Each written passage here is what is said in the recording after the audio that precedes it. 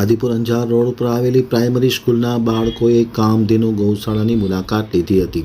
મુલાકાત દરમિયાન ખાસ કરીને ગૌમાતા વિશે વિશેષ મહત્વ સમજાવવામાં આવ્યું અને ગોબરની પણ જાણકારી આપવામાં આવી હતી. અંજાર તાલુકાના મેઘપર કુંભારડી સ્થિત આદિપુર અંજાર રોડ ખાતે આવેલ કામધેનુ ગૌશાળાની ગાંધીધામમાં આવેલ અમરચંદ સિંઘવી ઇન્ટરનેશનલના પ્રી પ્રાઇમરીના નાના બાળકોએ ગૌશાળાના વિવિધ ગૌમાતાના વોર્ડની મુલાકાત લઈ ગૌમાતાને બાળકો દ્વારા લીલો ચારો આપવામાં આવ્યો, જેથી નાના બાળકોને ગૌમાતા નજીક આવી તેના માટે પ્રેમની લાગણીની અનુભૂતિ થાય.